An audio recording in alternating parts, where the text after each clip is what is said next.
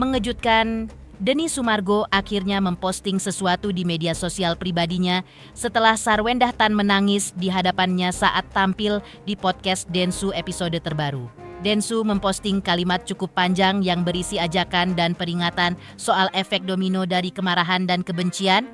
Menariknya, Denny Sumargo menautkan postingan tersebut di akun Sarwendah Tan yang notabene adalah sahabatnya. Melalui postingan tersebut, Denny Sumargo juga mengajak netizen untuk melihat sisi lain dari prahara Ruben dan Sarwendah.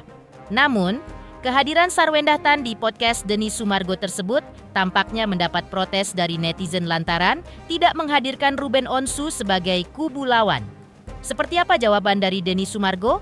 Seperti apa pula saran dari pihak KPAI untuk Ruben dan Sarwendah menghadapi prahara hak asuh anak saat ini? Pemirsa, bersama Intens Investigasi, kami hadirkan kabar terkini, terpercaya, dan teraktual. Tetapi sebelumnya, jangan lupa untuk like, subscribe, dan juga share channel YouTube ini.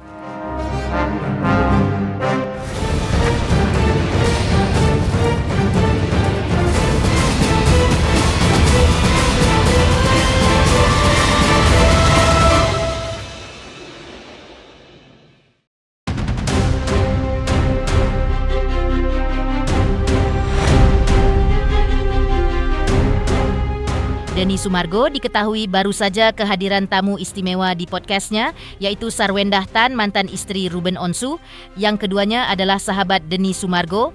Dalam podcast tersebut, Sarwendah Tan tampak menangis terseduh-seduh dan tak lupa meminta maaf kepada netizen dan masyarakat Indonesia atas kegaduhan selama ini terkait praharanya dengan mantan suaminya, Ruben Onsu. Setelah podcast yang berisi penampilan penuh emosional yang begitu dramatis dari pihak Sarwendah itu, Denny Sumargo memposting caption menyentuh di media sosial priabdinya perihal kemarahan dan kebencian. Kalau kebencian dan kemarahan bisa membuat dunia menjadi lebih baik, mungkin saya sudah berhenti menyembah Tuhan. Gue lupa kapan pertama kali gue menemukan kalimat itu, atau siapa yang menyampaikannya. Tapi kalimat itu yang membuat cara gue melihat hidup tidak sama lagi. Karena setiap manusia membawa luka, alasan, dan cerita yang tidak selalu terlihat. Makna dari kalimat yang diposting Denny Sumargo tersebut adalah kebencian dan kemarahan merupakan dua entitas yang bertentangan dengan cinta dan kasih sayang yang diajarkan Tuhan kepada manusia. Karena itu, secara implisit, Denny Sumargo mengatakan bahwa kebencian dan kemarahan tidak pernah membawa kedamaian dan kebahagiaan bagi siapapun, malah hanya akan membawa kehancuran dan nestapa. Jika kebencian dan kemarahan dibiarkan membara dan berkobar, maka kedamaian dan kebahagiaan akan hangus lenyap dari muka bumi. Karena menurut Denny Sumargo, setiap orang tentu membawa luka, alasan, dan ceritanya masing-masing yang tidak selalu terlihat, dan hal itu memendam di balik dirinya.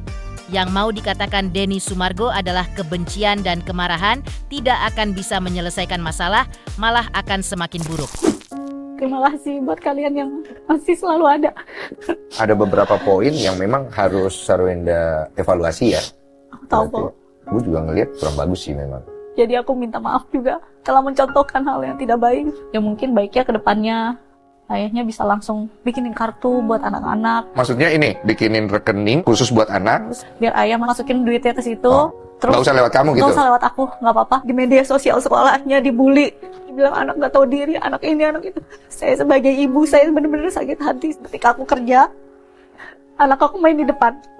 Aku nggak mau ninggalin momen sama mereka, tapi aku harus kerja. Anak aku udah jadi anak yang broken home. Aku nggak mau sampai mereka cari nyaman di luar. Mereka beneran masih ada nggak buat aku gitu, tapi ya, sorry. Denny Sumargo juga seakan mengingatkan kepada netizen untuk melihat dari sisi lain di balik prahara Ruben Onsu versus Sarwendah Tan sang mantan istri. Bahwa bagi siapapun, bahkan bagi dunia, Ruben dan Sarwendah adalah dua pihak yang saling berseberangan. Tapi perlu diingat bahwa tidak demikian halnya bagi anak-anak yang telah mereka lahirkan sebagai buah cinta mereka sebelumnya. Kedua sosok itu tetap rumah bagi mereka, di mana mereka menemukan cinta dan kasih sayang, mendapatkan kenyamanan dan kebahagia, di mana mereka merasa aman. Karena itu, Denny mengajak agar rendahkanlah dirimu, sampai tidak ada lagi yang bisa merendahkanmu. Tampaknya melalui kalimat yang sangat bijak itu, Denny Sumargo hendak mengatakan bahwa kebencian hanya akan membakar rumah, di mana menghadirkan kebahagiaan bagi anak-anak Ruben dan Sarwenda, sedangkan kerendahan hati atau sikap mengalah justru akan menghadirkan kedamaian bagi dunia, termasuk siapa saja yang mendiami bumi ini. Bagi dunia, mereka mungkin dua pihak yang berseberangan, tapi bagi anak-anaknya, mereka tetap rumah. Maka rendahkanlah dirimu sampai tidak ada lagi yang bisa merendahkanmu.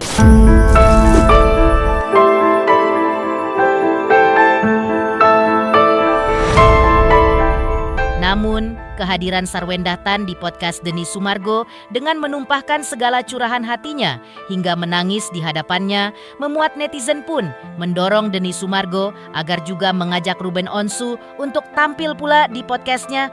Hal itu menurut netizen penting untuk menjaga image podcast Denny Sumargo yang selama ini dikenal netral dalam pemberitaannya tanpa terkesan berpihak ke salah satu kubu. Menanggapi permintaan netizen tersebut, Denny Sumargo pun langsung menjawabnya di kolom komentar bahwa rupanya ia dan timnya sudah mengundang juga Ruben Onsu jauh sebelum Sarwenda tampil di podcastnya. Namun, ada beberapa alasan mengapa Ruben Onsu belum bisa tampil. Ia sudah dari sebelum podcast Sarwenda sudah hubungi ko Ruben juga, tapi waktunya beliau masih belum bisa. Pengacaranya Bang Minola juga kemarin udah gua surutin buat undang. Tulis Denny Sumargo dalam kolom komentarnya menjawab permintaan netizen.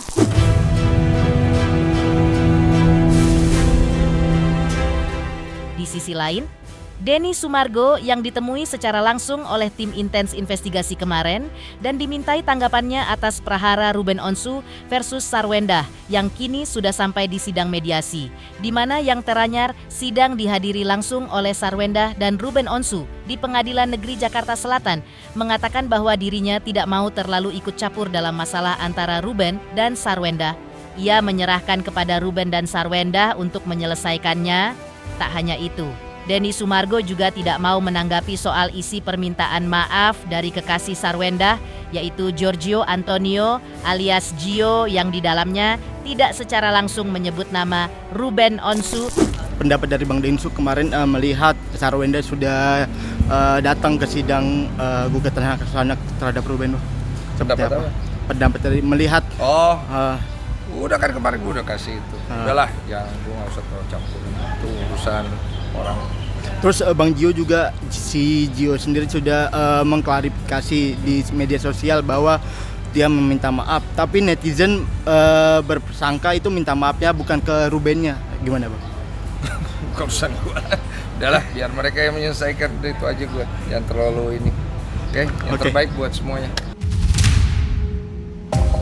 Jauh sebelumnya, Denny Sumargo yang dikenal sering mendampaikan orang melalui podcastnya pernah juga mengungkapkan bahwa dirinya belum memiliki rencana untuk mempertemukan atau mendamaikan Sarwenda dan Ruben Onsu di podcastnya. Hal itu dikatakan Denny Sumargo karena menurutnya kasus yang kini terjadi antara Ruben versus Sarwenda terbilang sensitif di matanya karena terkait dengan anak-anak. Selain itu, takut terseret dalam salah satu kubu, Denny Sumargo pun mempertegas bahwa posisinya berada di tengah-tengah, apalagi keduanya Ruben dan Sarwenda adalah sahabatnya. Karena itu, ia bahkan berharap permasalahan Sarwenda versus Ruben Onsu ini bisa selesai dengan baik-baik agar tidak berimbas negatif kepada anak-anak mereka. Sebenarnya dua-dua teman dan kenal gitu loh. Kalau gue pribadi sebenarnya berharap dua-dua itu bisa selesai urusannya kan. Karena kan tidak ada orang tua yang sempurna. Ada orang kan pasti ada kurang, dua-dua ada kurang, dua-dua ada lebih lah. Tapi kan anak, jadi bisa selesai. Jadi jangan terlalu banyak masuk ke dalam juga gitu. Nggak ada rencana menengahi, gue nggak berani. Nggak ada gue nggak ada rencana gue. Jangan kalian tambah-tambahkan ya. Terlalu sensitif, apalagi bawa-bawa anak. Tapi demi tujuan untuk membantu atau mencari keadilan, kadang-kadang gue ambil resiko. Jadi gue juga harus tahu menempatkan diri lah, jangan sampai gue salah langkah. Aku di DM dari pihak yang satu sama pihak yang satu, karena gue ngelihat nih kenapa ribut mulu, gue bilang lu gue ketemuin aja padaan ya. Di podcast lu ngobrol dah, maksud gue tengahin nih masalah kalian kenapa. Karena kan gini, itu kan masalah orang. Gue ngerti lah itu public figure segala macam. Tapi itu ada anak gitu mereka. Kalau fansnya tubrukan terus, kasihan anaknya nanti. Jadi biarkan orang tuanya menyelesaikan masalahnya. Kalau orang yang menghubungi, baru kita coba respon. Kenapa? Karena kita nggak mau salah langkah sebenarnya. Takut gue, nanti jadinya gue terlalu gini loh. Gue tahu gue bikin konten tuh cari cuan. Tapi kan nggak semuanya itu orientasinya di cuan juga gitu. Kalau ibaratnya gue mungkin punya tujuan untuk membantu, tapi kan orang pikirnya, oh cuan. Jadi gue juga jadi serba salah. Di sisi lain, KPAI sampaikan saran untuk Sarwenda Tan dan Ruben Onsu dalam menghadapi prahara hak asuh anak. Lantas, hal apa yang paling penting menurut pihak KPAI di balik prahara hak asuh anak Ruben dan Sarwenda? Pemirsa Intens Investigasi, jangan lupa saksikan terus Intens Investigasi. Dan pastikan, jangan lupa untuk like, subscribe, share, dan juga komen. Tim redaksi Intens Investigasi juga mengucapkan banyak terima kasih kepada semua subscribers, hingga channel Intens Investigasi kini menuju 4 juta subscribers.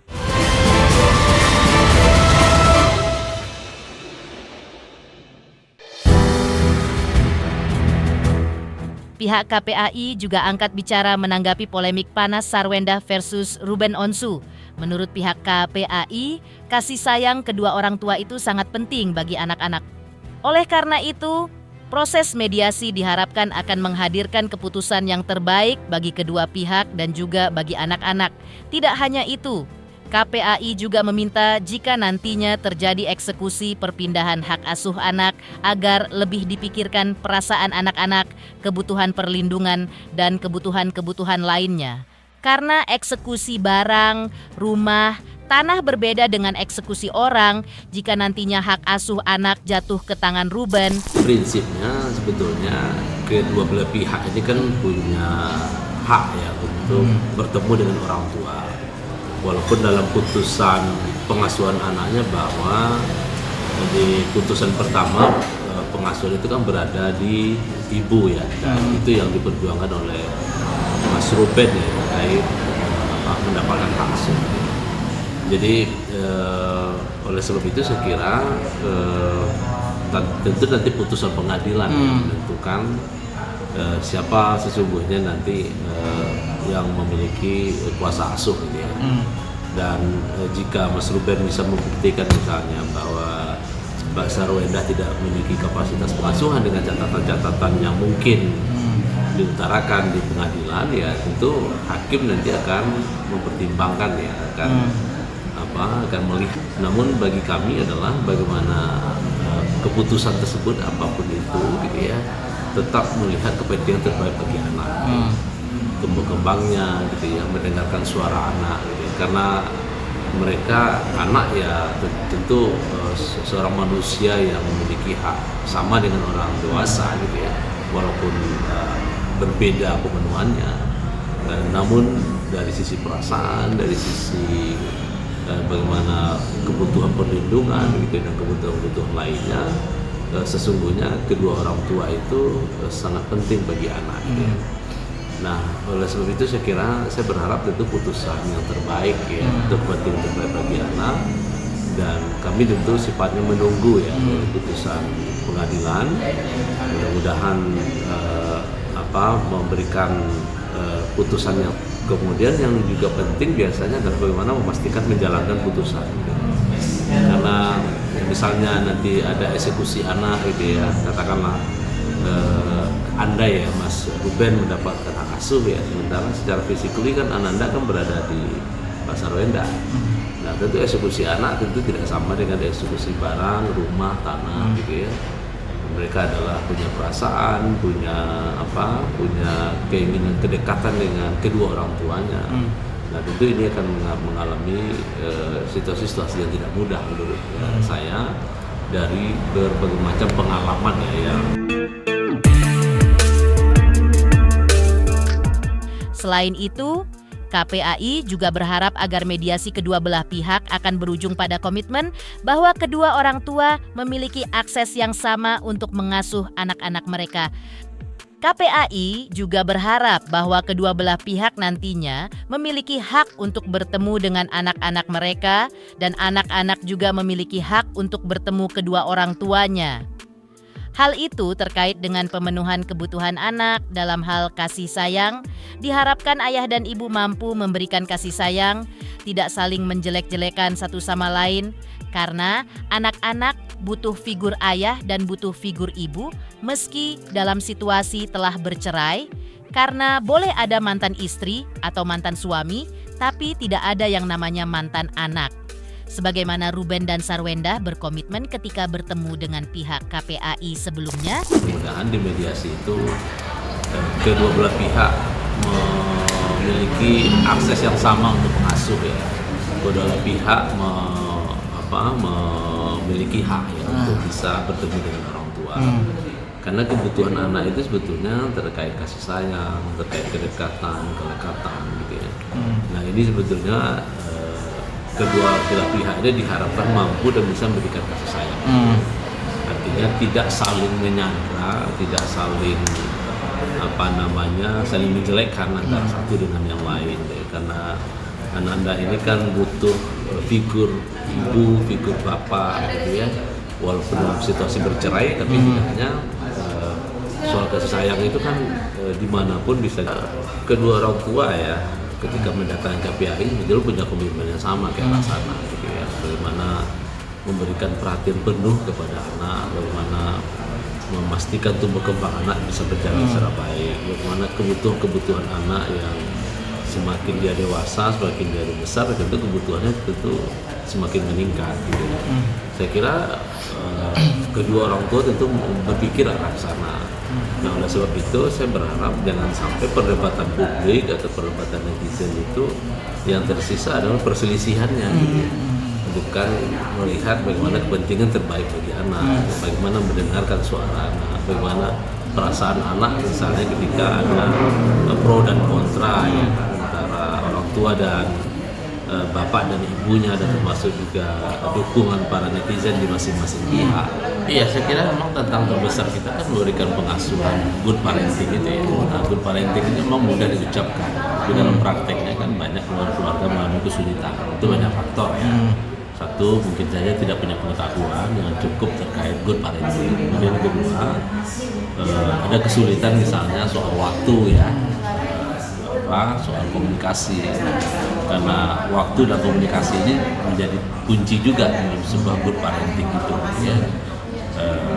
Waktu yang cukup, waktu yang berkualitas gitu ya, interaksi yang genuine ya, bukan dibuat-buat gitu ya.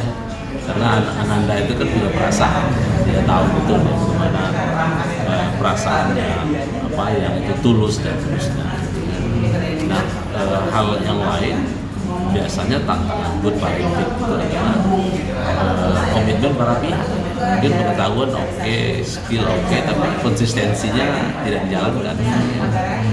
Artinya konsistensi karena dalam menumbuh anak itu adalah bagaimana memastikan anak-anak itu juga diberikan pendidikan karakter. Karena seperti itu ini kan tidak mudah untuk proses yang nanti. Di sisi lain, praktisi hukum Agustinus Nahak juga menyampaikan komentarnya perihal pernyataan Sarwendah bisa menafkahi anaknya secara sendiri. Lantas, seperti apa seharusnya sikap Ruben Onsu menghadapi sikap Sarwendah sang mantan? Pemirsa Intens Investigasi, jangan lupa saksikan terus Intens Investigasi dan pastikan jangan lupa untuk like, subscribe, share, dan juga komen.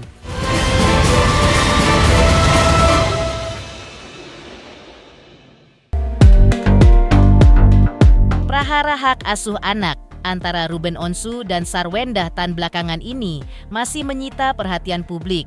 Praktisi hukum Agustinus Nahak juga berusaha menelisik esensi dari prahara kedua selebriti tersebut. Menurut Agustinus, jika gugatan hak asuh anak yang dilayangkan Ruben Onsu sudah diproses di pengadilan, maka upaya pertama yang dilakukan hakim adalah melakukan mediasi melalui hakim mediator. Sidang mediasi akan digelar 2 kali, di mana diharapkan terwujud kesepakatan kedua pihak. Namun, jika mediasi tidak menemukan kesepakatan antara kedua pihak, maka proses selanjutnya akan masuk ke pokok perkara di persidangan.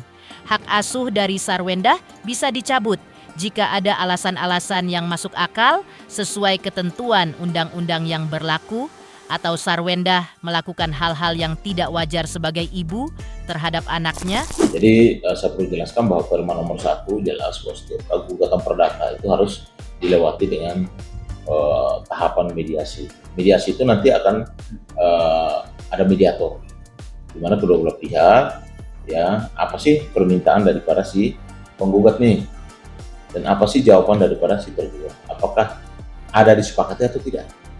Kalau misalnya tidak disepakati, kemungkinan besar mediasi akan tidak lanjut mediasi kedua. Tapi kedua pun deadlock, dia masuk ke pokok perkara. Maka Ruben kan menginginkan hak asuh anak yang sebelumnya jatuh kepada ibunya, itu kan dicabut. Tentunya dengan alasan-alasan yang masuk akal juga, ya kan? Dan menurut saya, Ruben sebagai seorang ayah itu punya kewajiban juga sebenarnya. Tentunya memang masih butuh kasihan sebagai seorang ibu. Tapi Ruben melihat mungkin saja, karena selama diasuh oleh ibunya, ada hal-hal yang menurut Ruben itu adalah tidak wajar, ya, sehingga Ruben berkeinginan, saya sebagai ayahnya, saya mau menjadi pengasuh, pemilik hak asuh. Karena pemilik hak asuh bukan berarti segala sesuatunya milik dia, karena ini kan namanya anak.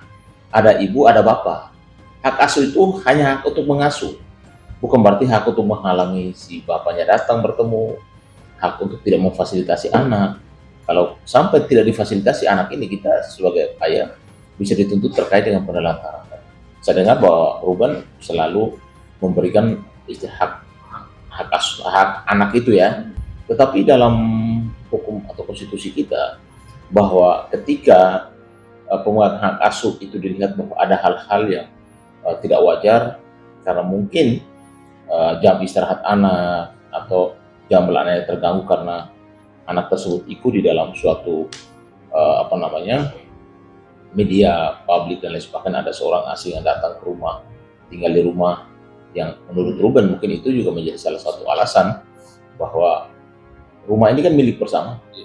Anak saya adalah anak kamu, yang mana jangan sampai kedekatan orang asing ini menimbulkan Ruben sebagai seorang ayah, malah dilupakan anak-anaknya karena kedekatan dia dengan orang asing yang ada di rumah tersebut. Saran saya, sebaiknya anak ini diasuh bersama saja. Toh kalau memang hak asuh ini jatuh kepada Ruben, ya jangan juga menghalangi ibunya datang untuk menjemput anaknya. Yang saya dengar bahwa Ruben justru kesusahan untuk bertemu dengan anak-anaknya, itu sebenarnya nggak boleh. Karena hak asuh bukan berarti menghalangi ayahnya untuk datang, bertemu, ajak jalan-jalan, bercengkrama dengan anaknya. Karena itu kan hanya mengasuh, hak yang diberikan oleh pengadilan, kan anak masih di bawah umur. Tentunya dia butuh kasih sayang seorang ibu, dan tentunya dia juga butuh kasih sayang sebagai seorang ayah. Dan ayah walaupun bukan penerima hak asuh, dia tetap harus memberikan nafkah, termasuk fasilitas, uang sekolah, ya, untuk anak ini, mungkin biaya hidupnya, bahkan memberikan dia masa depan. Karena anak ini akan tetap mendapatkan waris, ya, sampai kapanpun. Kalau anak ini besar, bahkan nanti ke depan, hak waris tetap dia dapat. Hak fasilitas dia tetap dapat, hak nafkah dia tetap dapat, sampai dia nanti dewasa. Kalau Sarwendah menutup akses kepada Ruben untuk bertemu anaknya, pengadilan lewat majelis hakim sebaiknya hak asuh daripada Sarwendah diputus dan diberikan hak asuh kepada Ruben, dengan mengatur bahwa ibunya kapan saja datang untuk bertemu, bercengkrama dengan anak. Dan jangan salah, seorang ibu pun bukan berarti dia tidak mengasuh atau dia mengasuh lalu biayanya semua dari si mantan suami, tidak juga. Dua-duanya punya tanggung jawab yang sama. Mungkin dari hasil kasih sayang, mungkin dari biaya pendidikan, biaya sekolah, bahkan untuk tumbuh kembang anak, itu adalah tanggung jawab keduanya. Maka jangan orang lain ikut campur dalam urusan anak. Pemirsa Intens Investigasi, jangan lupa saksikan terus Intens Investigasi, dan pastikan jangan lupa untuk like, subscribe, share, dan juga komen.